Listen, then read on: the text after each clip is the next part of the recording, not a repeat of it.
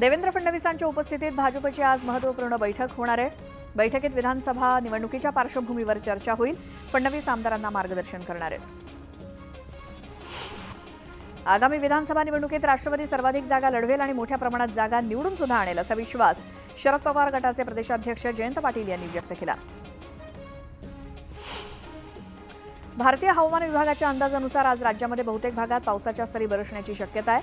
आयएमडीच्या अंदाजानुसार ठाणे, मुंबई, पालघर, रायगड या भागात मध्यम ते हलक्या पावसाच्या सरी बरसतील, तर रत्नागिरी, सिंधुदुर्ग जिल्ह्याला 2 ते 3 दिवस पावसानं चांगलं झोडपल्यानंतर आज थोडासा दिलासा मिळणार असून हलक्या पावसाच्या सरींचा अंदाज आहे।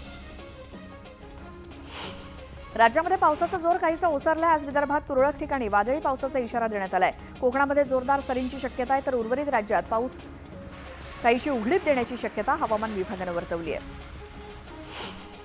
यंदा जूनच्या शेवटी जुलैमध्ये 2दा, ऑगस्ट आणि सप्टेंबरमध्ये प्रत्येकी एकदा असे किमान 4 वेळा अतिमुसळधार पाऊस पडण्याची शक्यता हवामान अभ्यासकांनी वर्तवली आणि या 4 ते 5 पावसामुळे मुंबईत पूरसदृश परिस्थिती निर्माण होण्याची भीती आहे।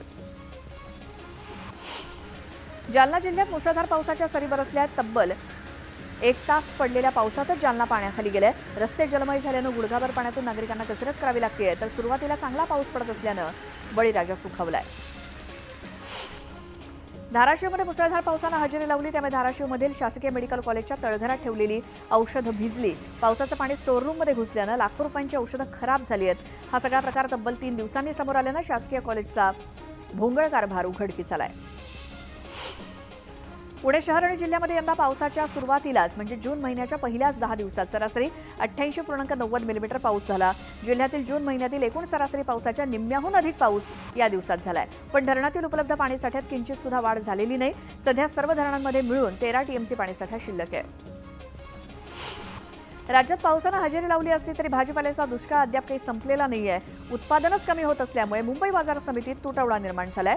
बाजारभाव दिवसेंदिवस वाढू लागलेत। किरकोळ मार्केटमध्ये फरसबी, वाटाणा, दोडक्याचे दर 160 रुपये किलोवर, तर अनेक भाज्यांनी 100 ओलांडली आहे। पुढील 1 महिना हे भाव असेच राहण्याची शक्यता आहे। मागील काही दिवसांपासून वातावरणातील ऊन पावसाच्या खेळाचा परिणाम भाजीपाला उत्पादनावरती झालाय, त्यामुळे बाजारातील भाज्यांची आवक कमी झाल्यानं भुसावळमध्ये भाज्यांचे दर वधारलेत। टोमॅटो 60 रुपये, गवार 100 रुपये, तर मेथी 120 रुपये किलोला मिळत असल्यामुळे सर्वसामान्यांच्या खिशाला कात्री बसणार आहे। नीट परीक्षेच्या निकालात निष्पक्ष मूल्यमापन प्रक्रिया व्हावी, यासाठी पुनर्परीक्षा घ्यावी अशी मागणी इंडियन अकॅडमी ऑफ पेडियाट्रिक्सनं सरकारकडे केली आहे। नीट परीक्षेतील गैरप्रकार प्रकरणाची सीबीआय चौकशी करावी अशी मागणी करण्यात आली आहे। पावसाळ्यामध्ये मेल किंवा एक्सप्रेस गाड्यांचा घाटातील प्रवास सुरक्षित व्हावा, यासाठी मध्य रेल्वेनं उपाययोजना केल्या आहेत। त्यानुसार दगड कोसळू नयेत यासाठी बोल्डर जाळी बसवण्यात आली आहे। घाटात दरड तसंच चिखलमाती आणि पावसाच्या पाण्याच्या प्रवाहाला वळवण्यासाठी नवीन कॅच वॉटर ड्रेन तयार करण्यात आलेत। एसटी महामंडळानं काम करणाऱ्या चालक वाहकापासून अधिकाऱ्यांपर्यंत सर्वांच्या विनंती बदल्या यापुढे संगणकीय प्रणालीच्या माध्यमातून ऑनलाईन पद्धतीने करण्याचा निर्णय घेतलाय। विविध प्रकारच्या हस्तक्षेपामुळे बदल्यांमध्ये अनियमितता होत असते, परिणामी कर्मचाऱ्यांना योग्य प्रकारे न्याय मिळत नाही, त्यामुळे हा निर्णय घेतला गेलाय। मध्य रेल्वे प्रशासनानं पावसाळापूर्व कामं पूर्ण केली असून मुख्यत्वे घाट भागातील कामावरती विशेष भर देण्यात आलाय। यंदा पावसाळ्यात घाट भागात रेल्वे गाड्या सुरक्षित धावण्यास सज्ज असणार आहेत। संपूर्ण मुंबईतील जाहिरात फलकाची पाहणी करण्यासाठी मुंबई महापालिकेच्या परवाना विभागानं पथकं स्थापन केली आहेत। जाहिरात फलकांचा आकार नियमानुसार आहे का, डिजिटल फलक रात्री 11 वाजल्यानंतर बंद होतात का, याची पाहणी करून 7 दिवसात अहवाल सादर करण्याचे आदेश पथकाला देण्यात आलेत। चुकीची माहिती अहवालात दिल्यास पथकावरतीच कारवाई करण्याचा देखील इशारा आहे। लोकसभा निवडणुकीपूर्वी भूमिपूजन झालेल्या पिंपरी ते निगडी या महामेट्रोच्या विस्तारित मार्गाचं काम अखेर सुरू झालंय। त्यातील मार्गिकेच्या व्हायडक्ट या कामाचा ठेका केंद्र सरकारच्या रेल विकास निगम लिमिटेडला देण्यात आलाय। सध्या या मार्गावरील माती परीक्षणाचं काम सुरू आहे आणि या कामाची मुदत 130 आठवडे आहे। मुदतीत काम पूर्ण झालं तरच 3 वर्षांनी निगडीपर्यंत मेट्रो धावेल। इंद्रायणी नदीवरील बंधाऱ्याची पावसाळापूर्व आपत्ती व्यवस्थापनानं कामं हाती घेतल्यामुळे पाण्याचा विसर्ग कमी करण्यात आलाय। त्यामुळे मोशी, चरोली, चिखली, भोसरी, दिघी, इंद्रायणी नगर या विशिष्ट भागातील पाणीपुरवठा विस्कळीत झालाय। शनिवारपर्यंत पाणीपुरवठा विस्कळीत राहणार असल्याचं पाणीपुरवठा विभागानं सांगितलंय। नवी मुंबई महानगरपालिकेच्या परिवहन उपक्रम सेवेची 76 क्रमांकाची बस सेवा पनवेल रेल्वे स्थानक ते करंजाडी या मार्गिकेवरती धावते। मात्र या बसच्या फेऱ्या कमी असल्यामुळे प्रवाशांची रात्रीच्या वेळी प्रचंड गर्दी पनवेल स्थानकाबाहेर दिसते, त्यामुळे करंजाडी बसच्या फेऱ्या वाढवण्याची मागणी नागरिकांकडून होते। नवी मुंबईतील पाणथळ प्रदेशात विसावलेल्या फ्लेमिंगोंचं छायाचित्रण करण्यासाठी ड्रोनचा वापर वाढतोय। याबाबत पर्यावरणप्रेमी चिंता व्यक्त करतायत। याबाबत मुख्यमंत्री एकनाथ शिंदे यांनी राज्याच्या गृह विभागाला या समस्येकडे लक्ष देण्यास सांगितलंय। मावळच्या तळेगाव दाभाडे येथील कॅन्सर हॉस्पिटलमध्ये टेक्नॉलॉजीचा वापर करून कर्करोग बरा करण्यात डॉक्टरांना यश आलंय। महाराष्ट्रातले हे पहिलंच आर्टिफिशियल इंटेलिजन्स टेक्नॉलॉजी वापरून कर्करोगी रुग्णाचा रेडिओलॉजिस्टच्या मदतीनं कर्करोग बरा करण्यात आला। संत तुकाराम महाराजांचा यावर्षी 339वा पालखी सोहळा असणार आहे। त्यासाठी तुकोबांचा पालखी रथ ओढण्याचा मान खानवे कुटुंबातील हिरा आणि राजाला मिळालाय। सूरज खानवे हे वारकरी संप्रदायातील असून गेल्या काही वर्षांपासून पालखी रथ ओढण्याचा मान मिळावा म्हणून ते प्रयत्नशील होते। अखेर त्यांच्या बैलांना पालखी रथ ओढण्याचा मान मिळाल्यानं त्यांच्या कुटुंबात आनंदाचं वातावरण आहे। संत तुकाराम महाराज पालखी मार्ग चौपदरीकरणाचं काम पुण्याच्या दौंड तालुक्यातील पाटसपासून वेळापूरपर्यंत वेगात सुरू आहे। मात्र तुकोबारायांच्या जन्मगावापासून अर्थात देहू ते देहूरोड या पालखी मार्गाच्या सुधारणा कामाचा समावेश संबंधित कामामध्ये अद्याप तरी झालेला नाही। त्यामुळे देहू ते देहूरोड रस्त्याच्या चौपदरीकरणाला मुहूर्त कधी मिळणार असा सवाल वारकऱ्यांचा भाविक आणि स्थानिक उपस्थित करतायत। चंद्रपूर जिल्ह्यामध्ये महावितरणच्या स्मार्ट प्रीपेड मीटर लावण्याच्या कामाला सुरुवात झाली। ग्राहक आणि मीटर रीडर संघटनेनं मात्र याला विरोध केलाय। त्यामुळे हा निर्णय तातडीनं रद्द करावा अशी मागणी नागरिकांकडून केली जाते। मुंबईत भाजपचा मेळावा पार पडला। यावेळी उपमुख्यमंत्री देवेंद्र फडणवीस यांनी उद्धव ठाकरेंवरती घणाघाती टीका केली। मुंबईमध्ये मराठी माणसांनी उद्धव ठाकरेंना मतदान केलेलं नाही। उद्धव ठाकरेंनी हिंदुत्व सोडलं आणि जनाब बाळासाहेब बोलायला लागल्याचं नागरिकांना दुःख आहे असं फडणवीस म्हणाले। तर आम्ही महाराष्ट्रामध्ये विजयाचा झेंडा फडकवणारच असा विश्वास त्यांनी बोलून दाखवला। गेल्या 6 दिवसांपासून सुरू असलेलं उपोषण मनोज जरांगे पाटलांनी मागे घेतलं। राज्य सरकारकडून मंत्री शंभूराज देसाई, राणा जगजितसिंह आणि खासदार संदीपान भुमरे यांनी जरांगेंची भेट घेतली आणि मराठा आरक्षणावरती निर्णय घ्यायला 1 महिना वेळ द्यावा अशी विनवणी त्यांनी शंभूराज देसाई यांनी केली। तर जरांगेंनी देसाईंची विनंती मान्य करत सरकारला 13 जुलैपर्यंतची वेळ दिली आहे। सगळे सोयऱ्यांच्या अंमलबजावणीसंबंधी सरकारची मानसिकता नाही हे जरांगेंनी डोक्यातून काढून टाकावं। मुख्यमंत्री एकनाथ शिंदेंनी शब्द दिलाय, दिलेला शब्द मुख्यमंत्री पाळतील असं शंभूराज देसाई यांनी सांगितलं। मात्र जर सरकारनं 1 महिन्याच्या आत मागण्या मान्य न केल्यास विधानसभा लढणार असल्याचा इशारा जरांगेंनी सरकारला दिला।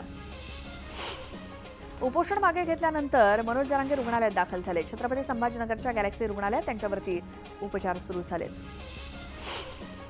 शंभूराज देसाई आणि संदीपान भुमरे यांनी गॅलेक्सी रुग्णालयात जाऊन मनोज जरांगेंची भेट घेत तब्येतीची विचारपूस केली। उद्यापासूनच कामाला लागणार असून मनोज जरांगे यांच्यासाठी आम्ही 24 तास काम करणार असं जरांगे आणि माझ्यामध्ये वैयक्तिक मैत्री असल्याचं शंभूराज देसाईंनी स्पष्ट केलं। जरांगेंनी आंदोलन स्थगित केल्यानंतर आता लक्ष्मण हाकेंनी आंदोलन सुरू केलंय। जरांगे पाटलांच्या आंदोलनाचा आणि आमचा काही संबंध नसल्याचं हाकेंनी स्पष्ट केलं। तर ओबीसी आरक्षणाला धक्का लागणार नाही असं लेखी आश्वासन राज्य सरकार देत नाही तोपर्यंत हे आंदोलन सुरूच राहणार असल्याचा पवित्रा हाकेंनी घेतलाय। राज्यात काही ठिकाणी दुष्काळ आहे त्यामुळे ठरवलं लोकांशी बोलावं, अडचणी जाणून घ्याव्यात। दुष्काळ पाहायला आलो आणि पाऊस सुरू झाला। पाऊस आणि माझं नातंच वेगळं असं म्हणत शरद पवार यांनी 5 वर्षापूर्वी साताऱ्यातल्या सभेत झालेल्या पावसाची आठवण करून दिली आणि जुन्या आठवणींना उजाळा दिला। दरम्यान चोख काम करा, प्रत्येक ठिकाणी तुतारी वाजवा असं सांगत पवारांनी कार्यकर्त्यांना विधानसभेच्या तयारीला लागण्याचे आदेश दिलेत। लोकसभा निवडणुकीत राष्ट्रवादी शरदचंद्र पवार पक्षाला मिळालेल्या यशाबद्दल प्रदेशाध्यक्ष जयंत पाटील यांचा सत्कार करण्यात आला। सांगलीच्या इस्लामपूर विधानसभा मतदारसंघात त्यांचं जाहीर स्वागत करण्यात आलं। आगामी विधानसभा निवडणूक जयंत पाटील यांच्या नेतृत्वाखाली लढण्याचा निर्धार यावेळी उपस्थित आमदारांनी केला। लोकसभा निवडणुकीत महाराष्ट्रात मिळालेल्या अपयशाची कारणमीमांसा करण्यासाठी आणि विधानसभा निवडणुकीच्या नियोजनासंदर्भात आखणी करण्यासाठी चंद्रकांत पाटील यांच्या उपस्थितीत कोल्हापुरात बैठक पार पडली। विधानसभेच्या तयारीला लागण्याच्या सूचना यावेळी कार्यकर्त्यांना करण्यात आल्या। तर मुख्यमंत्री एकनाथ शिंदेंच्या नेतृत्वात विधानसभा लढवणार असल्याचं चंद्रकांत पाटलांनी स्पष्ट केलं। माजी राज्यमंत्री कपिल पाटील यांनी भाजपच्या कार्यकर्त्यांशी संवाद साधला। स्वकीयांनी केलेल्या गद्दारीमुळे लोकसभेत पराभव झाला, मात्र ते विसरून पराभवाची मरगळ झटकून पुढील निवडणुकांसाठी जोमानं कामाला लागा असं आवाहन त्यांनी कार्यकर्त्यांना केलं।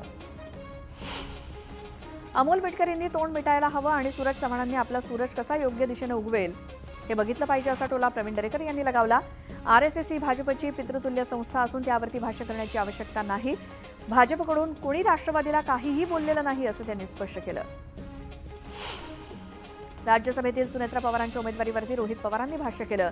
पळत्याच्या गळ्यात राज्यसभा घालण्यापेक्षा घरात विश्वासू व्यक्तीला उमेदवारी दिली तरच ती टिकेल, इतरांचा काही भरोसा नाही अशी चर्चा असल्याचं वक्तव्य करत रोहित पवारांनी अजित पवारांना टोला लगावला आणि यावेळी त्यांनी सुनेत्रा पवारांचं अभिनंदन केलं। सुनेत्रा पवार खासदार झाल्यानं तुतारी गटाचा नवनेता हळकुंडानं पिवळा झालाय। या नव्या नेत्याला मळमळ होते अशा शब्दात अमोल मिटकर यांनी रोहित पवारांवरती निशाणा साधला। पवार पक्षाचे 18 खासदार आमच्या संपर्कात असून लवकरच राजकीय भूकंप होईल असं देखील मिटकरी म्हणाले। राज्यसभेच्या नवनिर्वाचित खासदार सुनेत्रा पवार यांचं पुण्यामध्ये जोरदार स्वागत करण्यात आलं। पुण्यातील जिजाई बंगल्यावर राष्ट्रवादीच्या कार्यकर्त्यांनी फटाक्यांची आतषबाजी करत सुनेत्रा पवारांचं स्वागत केलं। मी पराभूत झाले म्हणून तरी उद्धव ठाकरेंनी हनुमान चालीसा पठण करावं असा टोला नवनीत राणांनी लगावला। मी माझ्या क्षेत्रासाठी काम केलं पण जनतेनं मला का थांबवलं हे कळलं नसल्याचं त्यांनी सांगितलं आणि सध्या राज्यात काम करायचं की कुठे हे ठरवलं नसल्याचं त्या म्हणाल्या। एसटी महामंडळाच्या बसमध्ये प्रवाशांच्या जीवाशी खेळ सुरू असल्याचा धक्कादायक प्रकार नगरमध्ये उघडकीस आला। हातात मोबाईल आणि पायामध्ये स्टेअरिंग ठेवून चालक एसटी चालवत असल्याची घटना समोर आली। एसटीमध्ये बसलेल्या प्रवाशांनाच आपल्या मोबाईलमध्ये हा प्रकार कैद केला।